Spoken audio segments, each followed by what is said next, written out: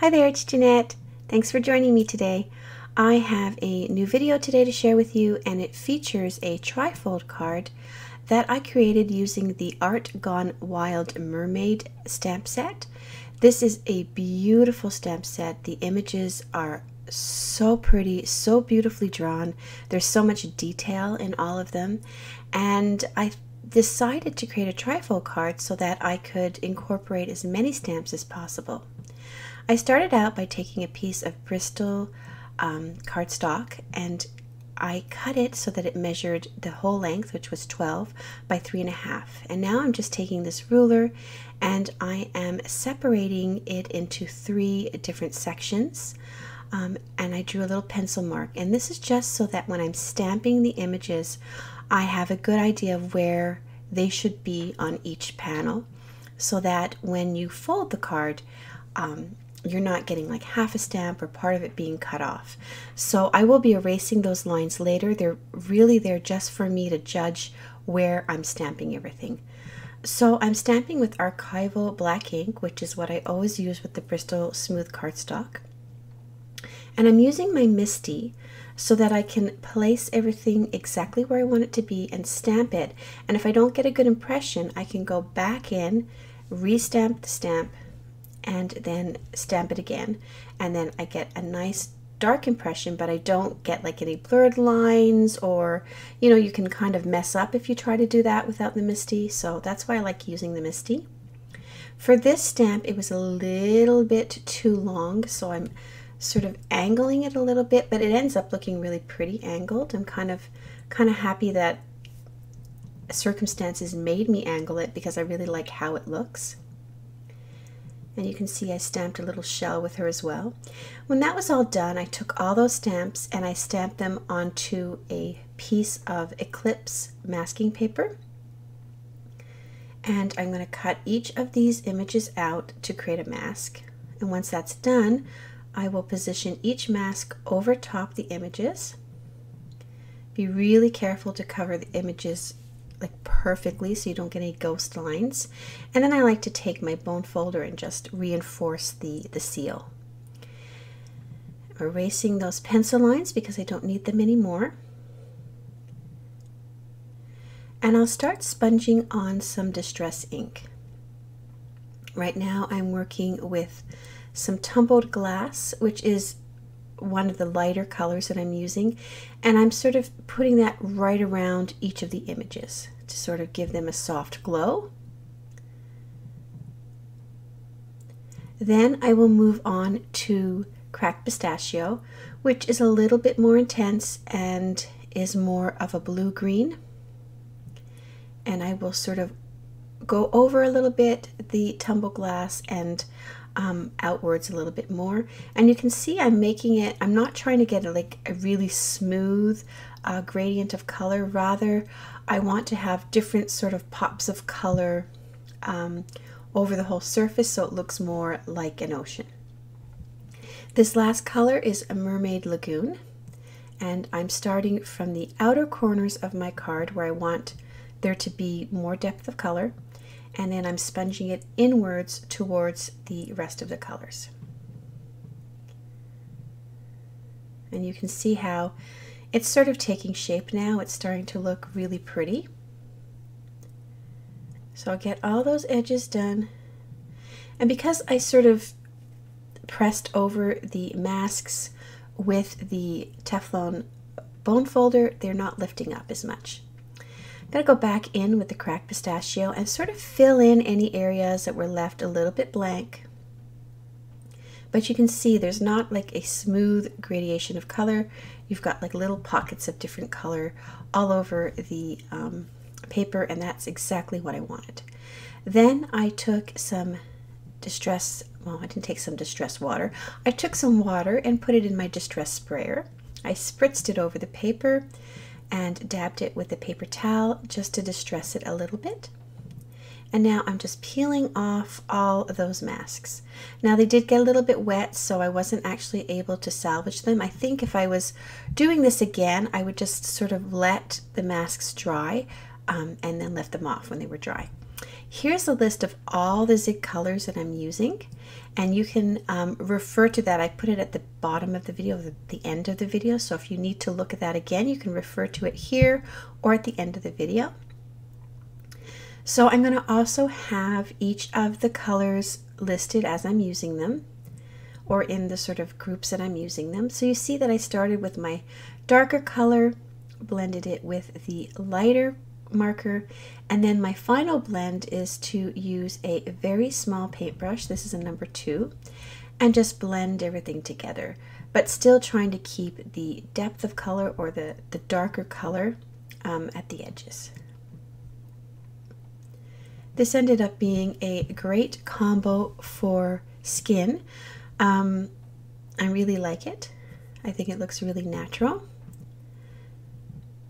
Again, I'm doing the face here, a little bit under the eyes, around where the hair is, and you can see how nicely these markers blend on this paper. Adding a little bit of cheek color. This was light pink I added. Then I'm just blending everything together. And anytime I think I have too much marker or too much pigment on my paintbrush, I just wipe it off on that paper towel that's over at the side. I'm going to do her other hand here and blend it out. And I thought I needed a little bit more color for the cheeks, so that's tea rose that I added to the cheeks here. You can see how that sort of just makes it a little bit brighter. And then I went in and added the tea rose and light pink to her lips as well. So for the rest of the coloration, I mean, it's really the same thing. You're going to see the colors listed as I use them. And they're usually in the order. I really try to keep them in the order that I use them to blend everything out. So for the rest of the video, I'm just going to put some music on for you. You can listen to the music, watch the rest of the coloration. I really loved how this all turned out. I tried some different color combinations, and what I love about these markers is that they're so bright. The colors are so vibrant, so they really popped against the background. So sit back, watch the coloration, listen to the music, and I'll catch you at the end of all that to share how I completed the rest of the card.